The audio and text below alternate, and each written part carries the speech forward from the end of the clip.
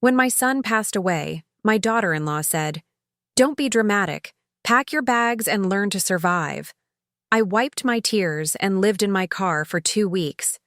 That's when my son's lawyer called with some good news. "I'm glad to have you here. Follow my story until the end and comment the city you're watching from, so I can see how far my story has reached." I never imagined that losing my son would be the second worst thing to happen to me that week. Carlton had been gone for exactly 7 days when Cleo walked into the living room, where I sat folding his old sweaters, tears falling silently onto the soft wool. The funeral flowers were still fresh in their vases, their cloying sweetness mixing with the scent of his cologne that still lingered on his clothes. "Nadine, we need to talk," she said, her voice sharper than I'd ever heard it. Not the gentle, sympathetic tone she'd used at the funeral when people were watching. I looked up, expecting maybe a conversation about the children, or perhaps arrangements for Carlton's belongings. My daughter-in-law stood in the doorway wearing designer jeans and a silk blouse that probably cost more than my monthly Social Security check. Her perfectly manicured nails drummed against the doorframe. "Of course, honey. What is it?" Cleo stepped into the room but didn't sit down. She remained standing, towering over me as I sat curled on Carlton's favorite armchair, the one he'd insisted on keeping even though it clashed with her modern decor.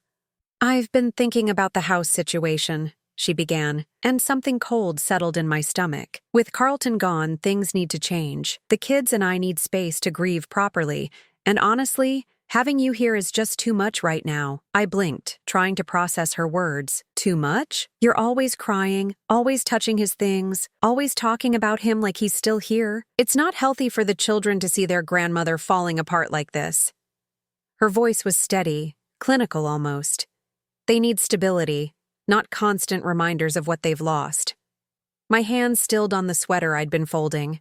Carlton's favorite gray cardigan that he wore every Sunday morning while reading the paper. He'd worn it just 3 weeks ago, before the cancer took its final vicious turn. "Cleo, this is my home too. Carlton and I discussed this before he got sick. He wanted me to stay here, to help with the kids, to be close to family." My voice came out smaller than I intended. She let out a short laugh that held no warmth. "Carlton said a lot of things when he was medicated and not thinking clearly. The reality is that this house belongs to me now, and I need you to pack your things." The words hit me like a physical blow. I felt the air leave my lungs, and for a moment, the room seemed to tilt. "Pack my things? Don't be dramatic." "Nadine, you're a grown woman. Make your arrangements and learn to manage on your own. Carlton always said you were stronger than you acted." She paused, studying her reflection in the hallway mirror and smoothing down her blonde hair. "Besides, you'll figure something out. You always do." I thought about the small savings account Carlton had helped me maintain. Barely enough for a security deposit on a studio apartment. Certainly not enough for first and last month's rent in this expensive suburb where my grandchildren lived, where Carlton was buried, where my entire life existed. What about Emma and James? I watch them every day after school. I help with homework. I cook dinner. My voice trailed off as I saw her expression. "I'll figure that out. Maybe it's time they learned more independence anyway. Carlton babied them too much, and honestly, so do you." The casual cruelty in her tone made my chest ache. These were her own children she was talking about, the same children who ran to me when they scraped their knees, who asked me to read them stories, who called me their best grandma because I was their only grandma. Cleo's parents had never shown much interest in being grandparents. "How long do I have?" I managed to ask. "I'd like you gone by tomorrow evening. I have some people coming to look at redecorating Carlton's office, and I don't want any awkwardness. Tomorrow evening, 24 hours to dismantle the life I'd built here over the past 5 years, ever since Carlton had insisted I sell my little apartment across town and move in to help with the kids when Cleo went back to work. Where am I supposed to go, Cleo? I don't have anywhere lined up. Can't I have a week, maybe 2, just to find something?" Her expression didn't soften. If anything, it grew more impatient.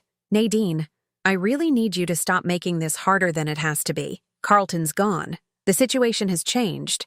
You're not my responsibility, not her responsibility. After 5 years of cooking dinners she was too busy to make, of staying up with sick children while she traveled for work, of keeping this household running while she maintained her social calendar. After 5 years of being the grandmother who never missed a school play or soccer game, who remembered every favorite snack and bedtime story.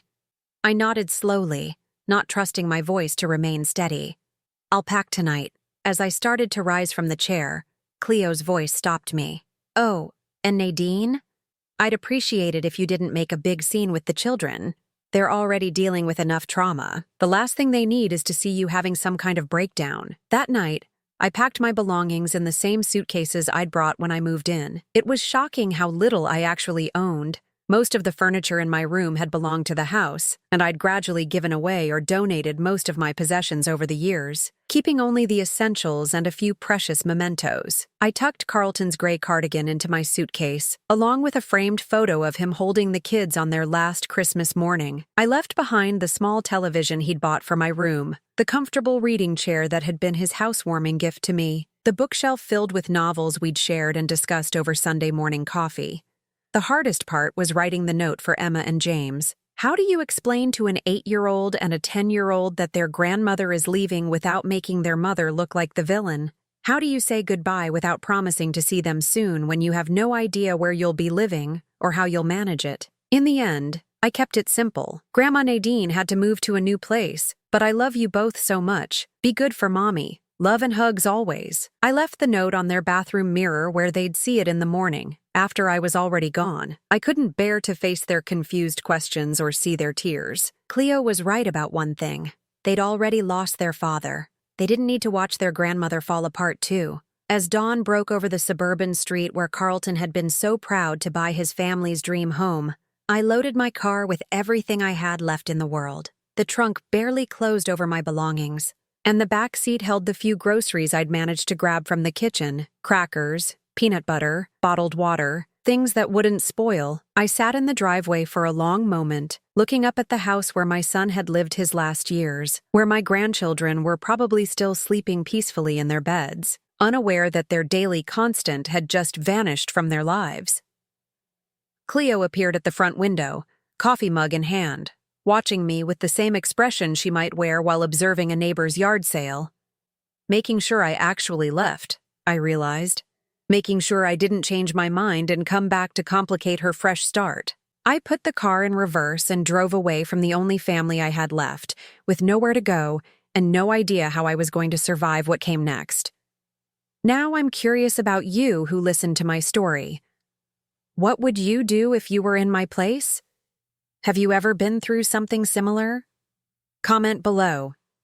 And meanwhile, I'm leaving on the final screen 2 other stories that are channel favorites, and they will definitely surprise you. Thank you for watching until here. 2 weeks.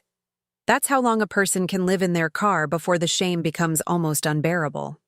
I'd parked behind a 24-hour diner on the outskirts of town, far enough from Carlton's neighborhood that I wouldn't risk running into anyone I knew, but close enough that I could still drive by the kids' school sometimes and catch a glimpse of them at recess. Pathetic, maybe, but those moments were the only light in my increasingly dark days. The first few nights, I'd convinced myself this was temporary. I'd find a solution, maybe a room to rent or a small apartment I could afford.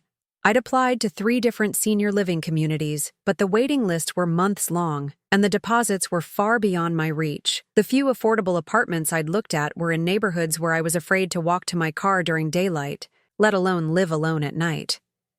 My daily routine had become a careful choreography of survival and dignity.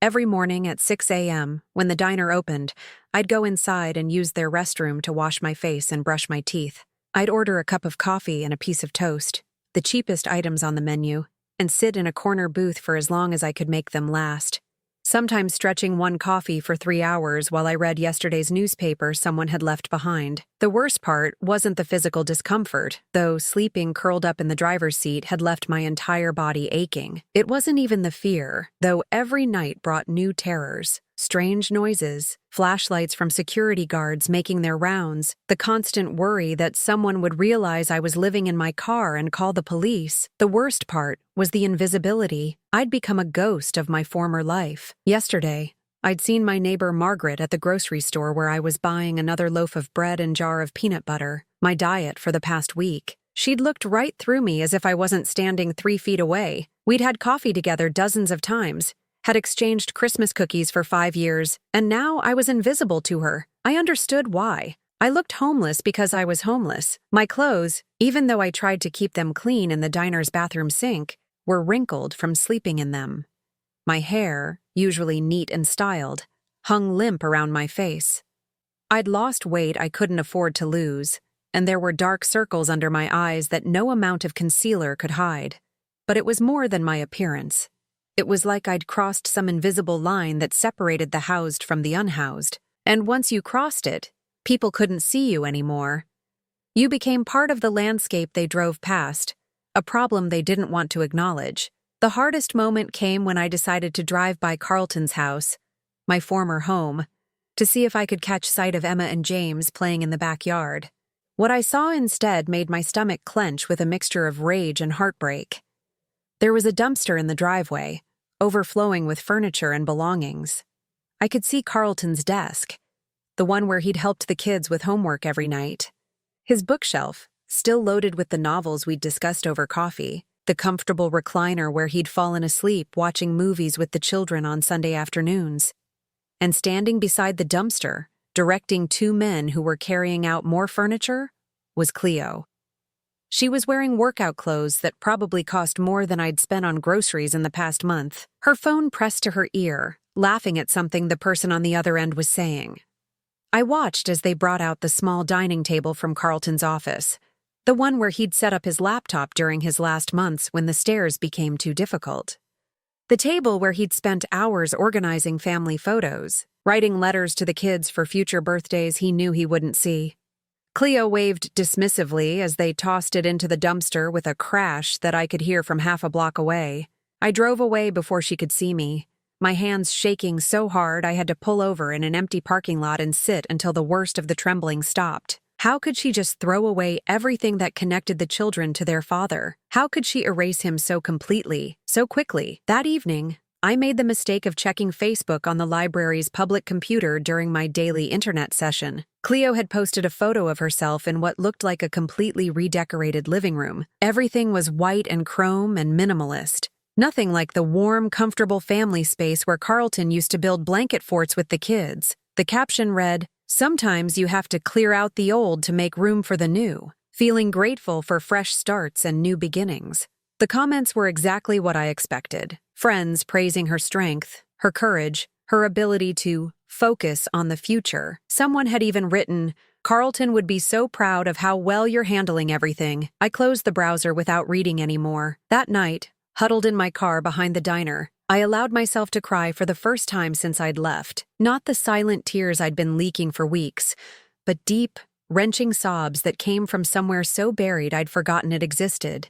I cried for Carlton, for the grandchildren I might never see again, for the life I'd lost, for the woman I used to be. But mostly, I cried because I was starting to believe what Cleo's actions had told me all along, that I was disposable. That 5 years of love and service and sacrifice meant nothing, that I was just an inconvenience to be discarded when I was no longer useful. The crying jag left me exhausted, and I fell asleep slumped against the car door, my cheek pressed against the cold window. I dreamed about Carlton as a little boy, tugging on my apron and asking for help reaching something on a high shelf. In the dream, I was young again, strong again, needed again. I woke up to the sound of my phone ringing, a number I didn't recognize displaying on the cracked screen. For a moment, I considered not answering. In my experience lately, unknown numbers meant bills I couldn't pay or people I couldn't help. But something made me slide my finger across the screen. "Mrs. Peterson, this is Robert Chen from Chen, Martinez and Associates. I was your son, Carlton's attorney. I've been trying to reach you for several days. We need to discuss some urgent matters regarding Carlton's estate." "Mrs. Peterson? This is Robert Chen from Chen, Martinez and Associates. I was your son, Carlton's attorney." My heart started racing. In my experience, lawyers calling meant problems. Medical bills, insurance issues, things I couldn't afford to deal with. I cleared my throat, trying to sound more put together than I felt sitting in my car behind a diner at 7 in the morning. "Yes, this is Nadine Peterson. I've been trying to reach you for several days. We need to discuss some urgent matters regarding Carlton's estate. Could you come to my office today? It's quite important. Estate? Carlton had always been careful with money, but I assumed whatever he had would go to Cleo and the children. I'm not sure I understand. Cleo handles all of Carlton's affairs now. There was a pause on the other end of the line. Mrs. Peterson, there are specific provisions in your son's will that concern you directly. Provisions that Mrs. Peterson, Cleo, is not aware of. I really need to speak with you in person. Something in his tone made my pulse quicken. Can you tell me what this is about? Not over the phone.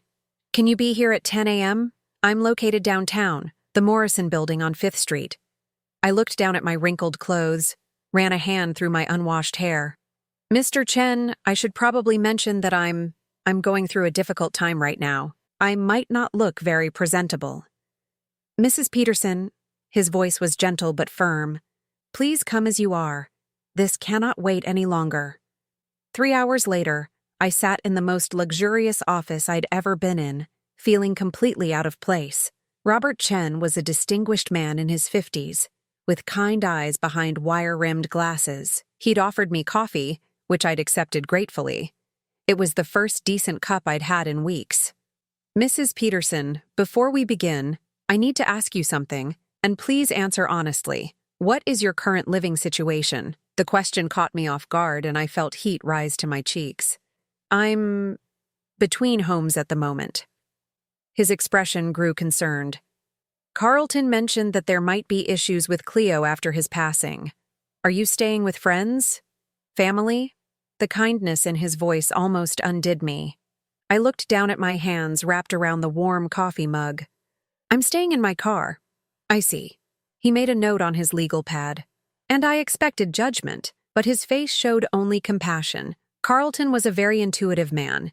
He anticipated this might happen. He pulled out a thick manila folder and opened it carefully. Mrs. Peterson, I need to read you several sections of your son's will. But first, let me ask, what do you know about Carlton's financial situation? Not much. I know he had life insurance through his work and the house, but I assumed it all went to Cleo and the children. Mr. Chen nodded slowly. Carlton came to see me about 8 months ago, shortly after his cancer diagnosis. He was very specific about certain changes he wanted to make to his will. Changes that he asked me to keep completely confidential until after his death. He pulled out a document and adjusted his glasses. Let me read you the relevant section. To my beloved mother, Nadine Peterson, who sacrificed so much for my happiness and well-being throughout my life, I leave the sum of $7 million, to be held in trust and managed by Chen Martinez and Associates until such time as Mrs. Peterson can establish stable housing and financial management. The words seemed to hang in the air. I stared at him, certain I'd misheard.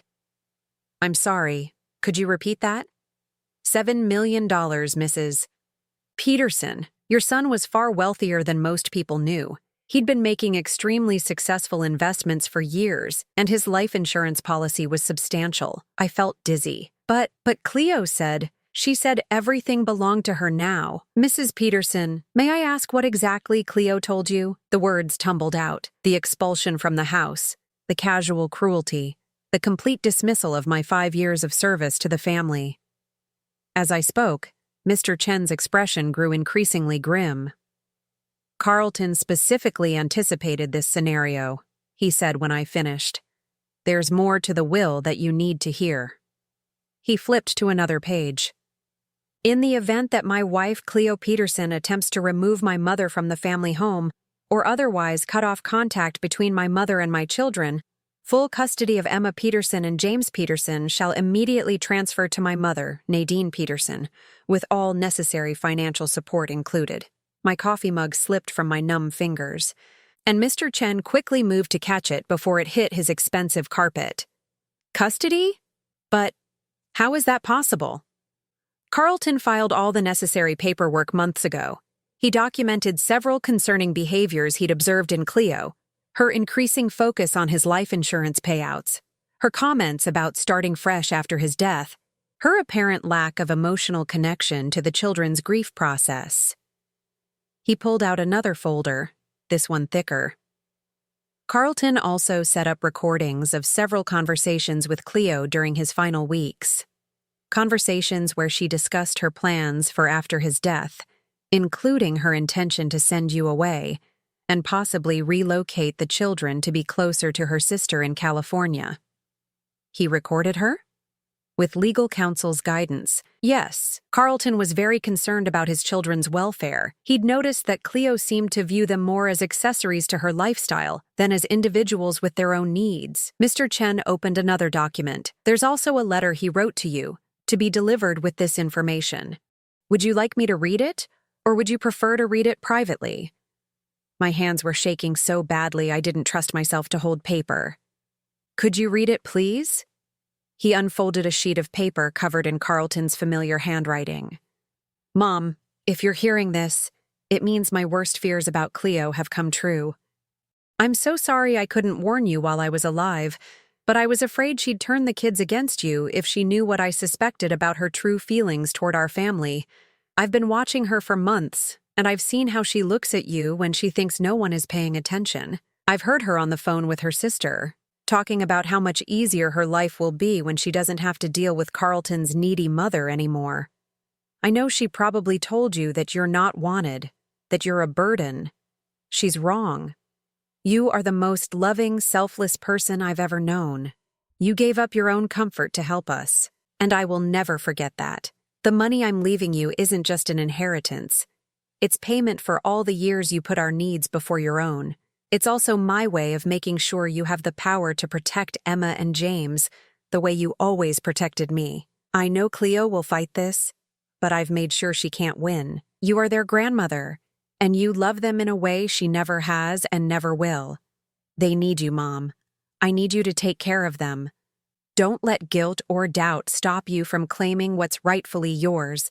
You earned every penny, and those children need at least one parent who puts their emotional well-being first. I love you, and I'm sorry I waited so long to make sure you were protected. Your grateful son, Carlton. By the time Mr. Chen finished reading, tears were streaming down my face. Not tears of grief this time, but something else entirely. Relief, vindication, and underneath it all, a growing sense of power I hadn't felt in weeks. When can we proceed with the custody transfer? I asked, my voice steadier than it had been in days. Mr. Chen smiled. We can file the paperwork this afternoon, but first, let's get you out of that car and into a hotel while we arrange for more permanent housing. Carlton set aside funds specifically for your immediate needs. As we discussed logistics, I felt something shifting inside me. For 2 weeks, I'd been a victim of circumstances, of Cleo's cruelty, of my own helplessness. But sitting in that office, learning about the elaborate safety net my son had constructed around me and his children, I realized I wasn't a victim anymore. I was about to become the most important person in Emma and James's lives, with the financial means to give them everything they needed and the legal authority to protect them from their mother's emotional neglect. Carlton had given me more than money. He'd given me purpose, power, and the chance to honor his memory by loving his children the way he'd always loved me. For the first time in weeks, I smiled. 3 days later, I stood in front of the house that had been my home for 5 years, but this time everything was different. This time, I held legal documents that changed everything. Mr. Chen had insisted on accompanying me, along with a social worker from the county and a police officer. Standard procedure for custody transfers, he'd explained. I'd spent the previous 2 nights in a comfortable hotel suite, eating room service and taking long, hot showers while Mr. Chen's office arranged for emergency housing assistance and processed the legal paperwork. I was wearing new clothes, nothing fancy but clean and properly fitted. I'd gotten my hair styled and felt more like myself than I had in weeks, but the biggest change wasn't visible. It was the way I carried myself, the quiet confidence that came from knowing I wasn't powerless anymore. Remember, Mr. Chen said quietly as we walked up the front path, let me do most of the talking initially. This will be a shock to Mrs. Peterson, and she may react emotionally. The police officer, a kind-faced woman named Officer Martinez, nodded toward the house. I can see movement inside. Looks like someone's home. I pressed the doorbell, the same doorbell I'd heard thousands of times, but never as a visitor with legal authority. Through the frosted glass, I could see Cleo's figure approaching. She was probably expecting a delivery, or maybe one of her friends stopping by to admire her redecorating project. The door swung open, and Cleo's expression went through several rapid changes: confusion, recognition, annoyance, and finally something approaching panic as she noticed the official entourage behind me. "Nadine, what is this? What are you doing here?" Mr. Chen stepped forward smoothly. "Mrs. Peterson, I'm Robert Chen, Carlton's attorney. We need to discuss some important legal matters concerning your children. May we come in?" "I don't understand. Nadine, why are there police here? Are you in some kind of trouble?" The irony wasn't lost on me. Even now, even seeing me with lawyers and official documentation, Cleo's first assumption was that I was the problem, that I was the one who had done something wrong. "Mrs. Peterson," Officer Martinez said gently, "we're here to execute a legal custody transfer. May we step inside so we can discuss this privately?" Cleo's face went pale, but she stepped back to let us in. The living room looked exactly as it had in her Facebook photos: sterile, expensive, and completely devoid of anything that suggested children lived here. Gone were Carlton's warm touches, the family photos, the comfortable furniture where the kids used to do homework and watch movies. "Where are Emma and James?" the social worker asked, consulting her clipboard. "They're at school," Cleo said automatically, then seemed to realize the implications of the question. "Wait, what did you mean by custody transfer? What is this about?" Mr. Chen opened his briefcase and pulled out the documents we'd discussed. "Mrs. Peterson, I need to inform you of certain provisions in your late husband's will that are now taking effect." As he read the relevant sections aloud, I watched Cleo's face transform. The polished mask she always wore began to crack, revealing something raw and desperate underneath. "That's impossible," she interrupted, her voice rising. "Carlton never said anything about this. You're lying. I have all the original documents here, Mrs. Peterson, including audio recordings of conversations between you and Carlton where these concerns were discussed." "Recordings?" Her voice was a whisper now.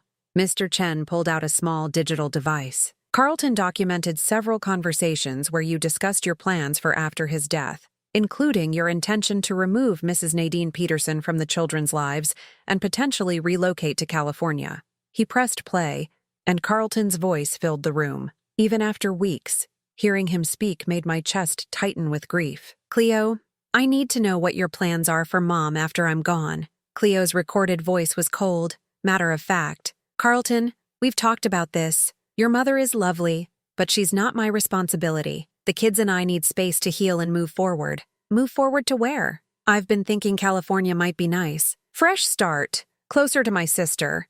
The kids would love the beaches. And Mom? Your mother is a grown woman, Carlton. She'll figure something out." The recording continued, but I stopped listening to the words. Instead, I watched Cleo's face as she heard her own voice dismissing me so casually, discussing my future like I was a piece of furniture she needed to dispose of. When the recording stopped, the silence in the room was deafening. "How dare you?" Cleo whispered, and for a moment I thought she was talking to Mr. Chen. Then she turned to me, her eyes blazing with fury. "How dare you come into my home with these people and try to take my children? They're not just your children," I said quietly, speaking for the first time since we'd entered. "They're Carlton's children too, and according to his will, they're now my responsibility. You can't do this. I'll fight it. I'll prove you're unfit. You're homeless. You have no job, no money." Mr. Chen cleared his throat. "Mrs. Peterson, I should inform you that Mrs. Nadine Peterson is now the beneficiary of a $7 million inheritance from Carlton's estate. Her housing and financial situation have been completely resolved." The number hit Cleo like a physical blow. She actually stumbled backward, catching herself against the white leather sofa that had replaced Carlton's comfortable old sectional. $7 million? Her voice was barely audible, but the life insurance was only $2 million. I already received that. Carlton had significant investments and assets beyond the life insurance policy, Mr. Chen explained patiently. Assets that he chose to leave to his mother, along with custody of his children. I watched Cleo's mind racing, trying to process this information. I could see the exact moment when the reality hit her. Not only had she lost the children, she'd lost access to the money she'd probably been counting on. "This isn't fair," she said. And for the first time, her voice broke. "I'm their mother. I've taken care of them for years. Have you? The question came out of me before I could stop it. When was the last time you helped Emma with her nightmares about losing her daddy? When did you last sit with James while he cried because he missed his father's bedtime stories? Cleo's mouth opened and closed, but no words came out. When did you last cook them a meal instead of ordering takeout? When did you last ask them how they're feeling instead of telling them to move on because their grief was inconvenient for your timeline? That's not... I was grieving too. No, I said, my voice growing stronger. You were redecorating. You were planning your fresh start. You were throwing away their father's belongings and telling them not to be dramatic when they asked questions. The social worker looked up from her notes. Mrs. Peterson, the children will need to be picked up from school today. Do you have arrangements for their belongings? Cleo looked around the sterile living room as if seeing it for the first time. Their things. Their clothes are upstairs. Their toys. Most of their toys are in storage or were donated, Officer Martinez observed, consulting a report on her phone. According to the documentation we received, several boxes of children's belongings were removed from the house last week. I felt my anger building again. You got rid of their toys, their father's things, and their toys? I was trying to help them heal. Cleo's voice was desperate now. All those old things just reminded them of what they'd lost. Those old things were their connections to their father, I said. Those were the memories they'll need when they're older, when they want to remember how much he loved them. The social worker closed her notebook. Mrs. Peterson, we'll need to collect the children at 3:15 when school dismisses. Mrs. Nadine Peterson has temporary housing arranged, and permanent housing will be established within the week. As the official group began to file out to prepare for the school pickup, Cleo grabbed my arm. Nadine, please, you don't understand what you're doing. Those kids need stability, routine. I can provide that. I looked down at her hand on my arm, remembering all the times I'd reached out to her over the years, offering help, comfort, support, only to be politely but firmly pushed away. Cleo, I said gently, removing her hand from my arm, you had your chance to provide stability. Instead, you provided a hotel room service meal and a redecoration project. I walked toward the door, then paused and turned back. The children will be allowed to see you, of course. Carlton wanted them to have a relationship with their mother. But it will be supervised visits, and it will be on my terms. This isn't over, she called after me. But her voice lacked conviction. As we drove toward the elementary school, I felt a strange mixture of sadness and anticipation. Sadness for the family that Carlton had tried so hard to hold together, and anticipation for the chance to give Emma and James what they really needed. Not a perfect house or expensive clothes, but someone who would listen to their fears, honor their father's memory, and love them unconditionally. The way Carlton had always loved me. The first thing Emma said when she saw me waiting outside her classroom wasn't "Grandma Nadine" or "What are you doing here?" It was a whisper that broke my heart. "Are you real, or am I dreaming again?" I knelt down to her level, ignoring the curious stares from other parents and teachers. "I'm real, sweetheart, and I'm here to take you and James home. But Mommy said you went away because you didn't want to live with us anymore." Her voice was so small, so careful, like she was afraid the wrong words might make me disappear again. I felt the social worker's gentle hand on my shoulder, a reminder that I needed to be careful how I responded, that everything I said would be part of the official record. But looking into Emma's confused 8-year-old eyes, I couldn't bring myself to care about documentation. "Your mommy was wrong, Emma. I never wanted to leave you. I love you and James more than anything in the world." James appeared from his classroom down the hall, his 10-year-old swagger faltering the moment he spotted me. For a second, his face lit up with pure joy. Then he seemed to remember something, and his expression closed off. "Mom said you were mad at us," he said when he reached us, his voice trying to sound casual but failing.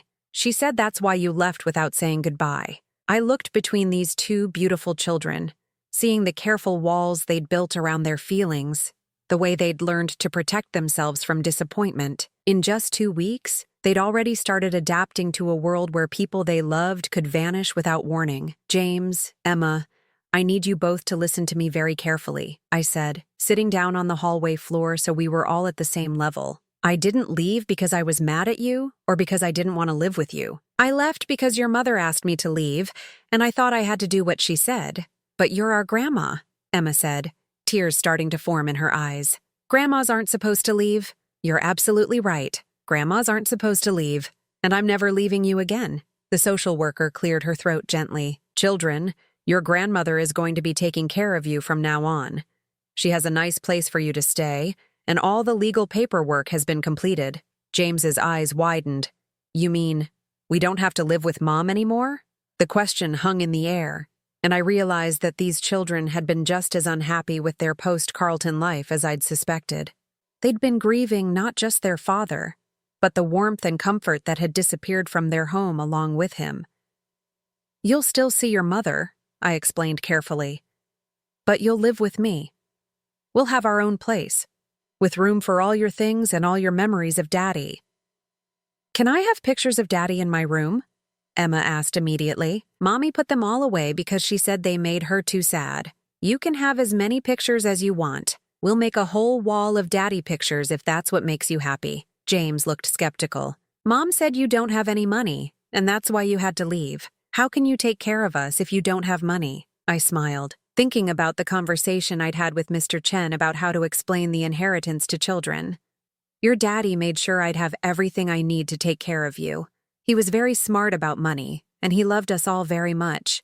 Daddy left you money? Emma's eyes were wide. He left me something much more important than money. Emma, he left me the job of taking care of his most precious treasures, you and James. The drive to our temporary housing, a furnished 3-bedroom apartment that Mr. Chen's office had arranged, was quiet. Both children sat in the back seat, occasionally whispering to each other, processing this massive change in their lives. When we arrived, I watched their faces as they took in the modest but comfortable space. It wasn't the showcase home they'd been living in with Cleo, but it felt warm in a way that house hadn't for months. This is your room, Emma, I said, showing her the smaller bedroom I'd already started decorating with some of her favorite things I'd managed to salvage. A few stuffed animals, some books, the nightlight that looked like a butterfly, and James, this one is yours. James stood in the doorway of his room, looking around at the twin bed, the desk where he could do homework, the bookshelf waiting to be filled. It's smaller than my room at Mom's house, he observed. That's true. Is that okay?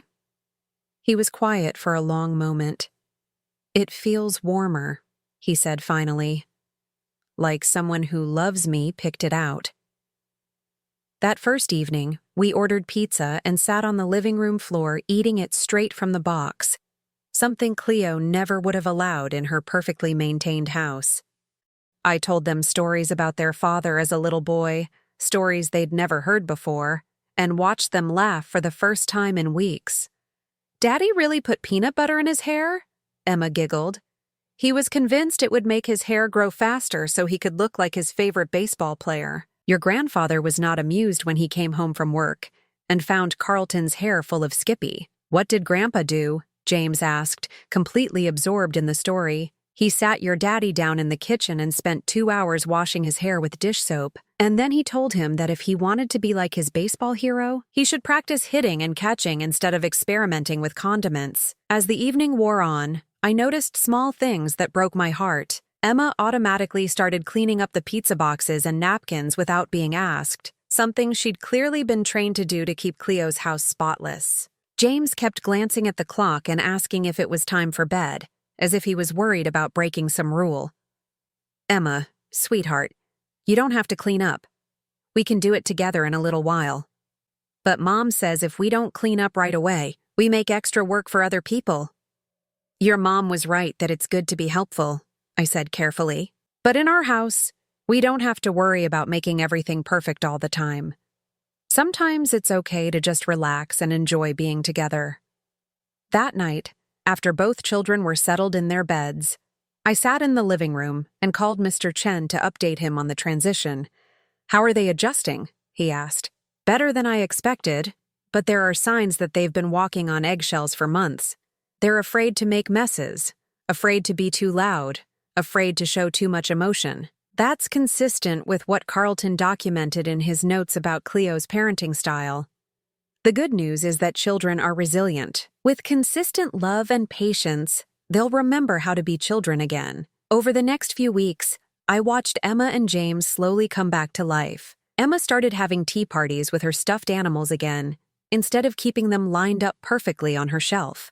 James began leaving his baseball glove on the kitchen counter and his homework spread across the dining table instead of immediately putting everything away. They started asking questions about their father, not just the sanitized memories Cleo had allowed, but real questions about his childhood, his fears, his dreams, his sense of humor. I showed them videos on my phone of Carlton teaching them to ride bikes, of family barbecues, of quiet Sunday mornings when he'd make pancakes in funny shapes. "Daddy was really scared of spiders?" James asked one evening as we looked through old photo albums. "Terrified. When he was about your age, he called me screaming from the bathroom because there was a spider on the wall. I had to come upstairs and capture it with a cup and a piece of paper." "But Dad wasn't scared of anything," Emma protested. "Oh, sweetheart, everyone is scared of something. Your daddy was scared of spiders and thunderstorms, and the first time he had to give a presentation at work. But being brave doesn't mean you're not scared. It means you do what you need to do even when you are scared." These conversations were healing for all of us. The children were reclaiming their father as a real person rather than the perfect memory Cleo had tried to preserve, and I was remembering Carlton not just as the son I'd lost, but as the man who'd loved his children enough to protect them even after his death. But the real breakthrough came on a rainy Saturday afternoon, when Emma found me crying quietly in the kitchen while I made lunch. "Grandma Nadine, are you sad because of Daddy?" I wiped my eyes and knelt down to her level. "Yes, sweetheart. I miss him very much. Do you ever feel sad about Daddy?" She nodded solemnly. "Mommy said I shouldn't cry about Daddy because it makes other people sad too." "Oh, Emma." I pulled her into a hug. "It's okay to cry when you miss someone you love. Crying doesn't make me sad. It makes me proud that you loved your daddy so much. Can I cry with you sometimes?" "Always, sweetheart. We can cry together, and we can laugh together, and we can remember Daddy together." That afternoon, all three of us ended up on the couch, sharing memories and tears and tissues. For the first time since Carlton's death, his children were allowed to grieve properly, to feel their emotions without worrying about how it affected the adults around them. As James fell asleep against my shoulder and Emma curled up with her head in my lap, I realized that Carlton had given me more than money and legal authority.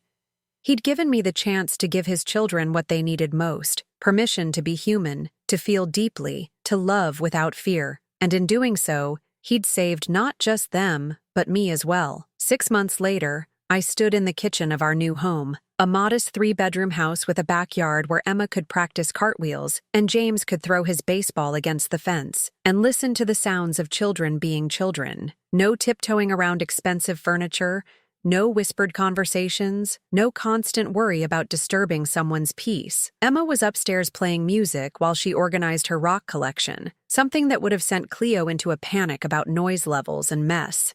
James was in the living room, sprawled on the floor with his homework spread across the coffee table, occasionally calling out math questions for me to help him solve. These were the sounds Carlton had wanted to protect when he made his secret arrangements. This was the life he'd envisioned for his children: messy, loud, real, and full of unconditional love. The doorbell rang, interrupting my thoughts. Through the front window, I could see a familiar figure standing on the porch, and my stomach tightened with old anxiety before I reminded myself that things were different now. Cleo stood on my doorstep holding a small gift bag, looking more uncertain than I'd ever seen her. The past 6 months hadn't been kind to her. Word around town was that she'd had to sell the showcase house. Apparently, Carlton's investments and insurance money had been specifically structured so that most of it went to his children's trust fund and to me, leaving her with only enough to start over, not enough to maintain her expensive lifestyle. "Hello, Nadine," she said when I opened the door. "I was hoping I could see the children for a few minutes." "It's not your scheduled visitation day,"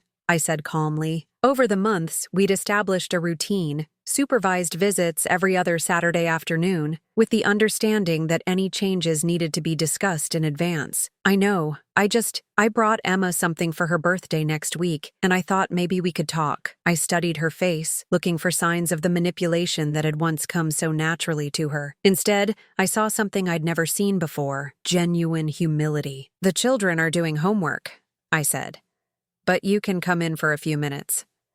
She followed me into the living room, where James looked up from his math problems with a polite but guarded expression. "Hi, Mom." "Hi, sweetheart. How's school going?" "Good." I made the honor roll again. His voice was matter-of-fact, neither seeking her approval nor rejecting her interest. "That's wonderful, James. Your father would be so proud." Something in her tone was different, softer, less performative. James seemed to notice it too, because his posture relaxed slightly. "Emma," I called upstairs. "Your mother is here." Emma appeared at the top of the stairs, and I watched Cleo's face change as she took in her daughter's appearance. Emma's hair was in a messy ponytail. She was wearing comfortable clothes that had definitely seen better days, and there was a streak of something that might have been paint or marker on her cheek. She looked exactly like what she was, a 9-year-old girl who'd been allowed to be a child. "Hi, Mommy," Emma said, coming down the stairs but stopping a few steps from the bottom. "I brought you an early birthday present," Cleo said, holding out the gift bag. Emma looked at me for permission before accepting it, another sign of how much their relationship had changed. Inside the bag was a small silver locket, not expensive or flashy, just simple and pretty. "It has a picture of Daddy in it," Cleo said quietly. I thought you might like to wear it sometimes." Emma opened the locket and smiled when she saw Carlton's photo inside. "Thank you, Mommy. It's really pretty." "Would you like me to help you put it on?" Emma nodded, and for a few minutes, they worked together to fasten the chain around her neck. It was the most natural interaction I'd seen between them since before Carlton's death. After Emma went back upstairs and James returned to his homework, Cleo and I stood in the kitchen, the space thick with unspoken words. "They look happy," she said finally. "They are happy. They're allowed to be sad sometimes too, which is equally important." She nodded slowly. "I wanted to apologize, Nadine, for how I treated you after Carlton died, for the things I said." I leaned against the counter, studying her face. "What changed?"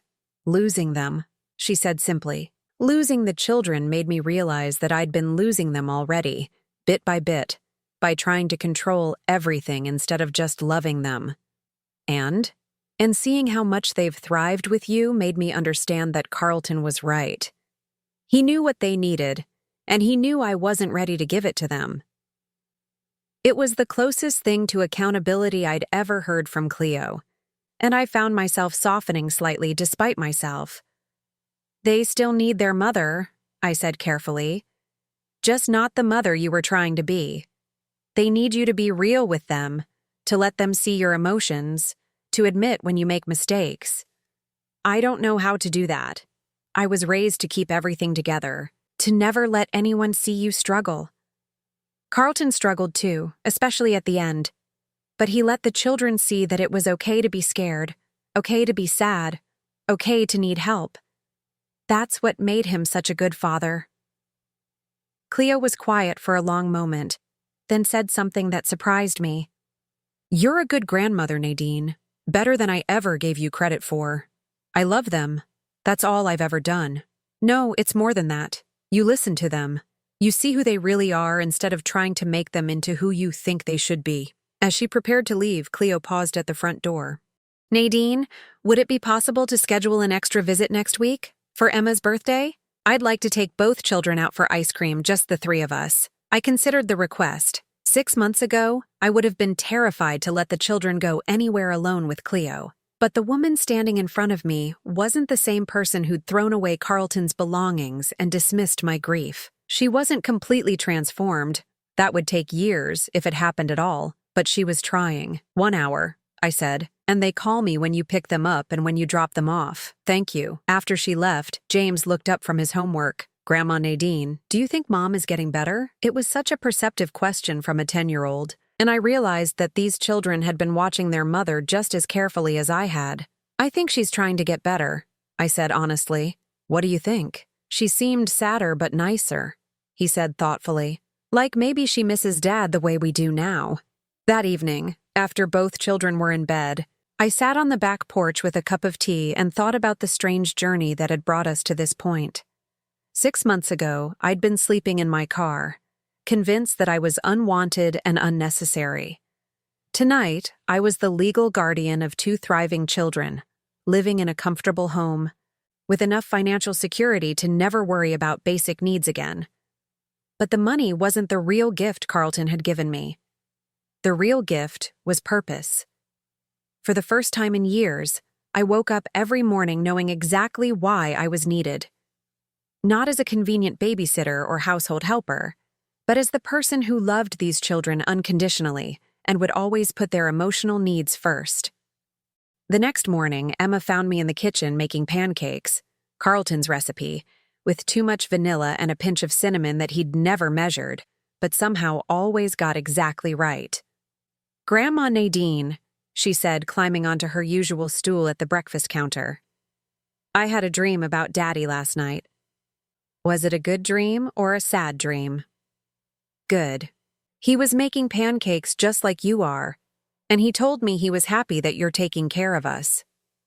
I felt tears prick my eyes, but I didn't try to hide them. Emma had learned that it was okay for adults to cry, that tears didn't mean something was wrong. "I'm happy to take care of you too. Sweetheart, it's the best job I've ever had." James stumbled into the kitchen, still in his pajamas, hair sticking up in every direction. "Are those Dad's pancakes?" "They are, with extra vanilla, just like he used to make them." As we sat around the breakfast table, syrup dripping onto plates and orange juice spilled on the placemat, I realized that this was what Carlton had been fighting for in those final months. Not just his children's financial security, but their right to live in a home where love was more important than perfection, where grief was allowed to coexist with joy, where being human was not just tolerated but celebrated. Outside, I could hear neighbors starting their weekend routines, lawn mowers humming, children playing in backyards, the normal sounds of families living their lives. We were part of that now, Emma and James and I. We belonged somewhere again. Later that day, as I tucked Emma into bed, she looked up at me with those serious brown eyes that reminded me so much of Carlton at that age. "Grandma Nadine, are you ever going to leave us again?" "Never," I said, smoothing the hair back from her forehead.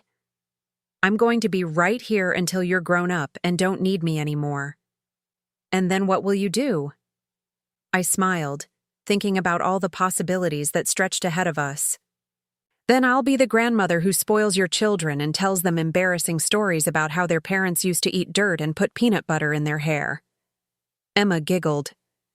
"James ate dirt?" "Constantly. Your father, too. I think it might be genetic."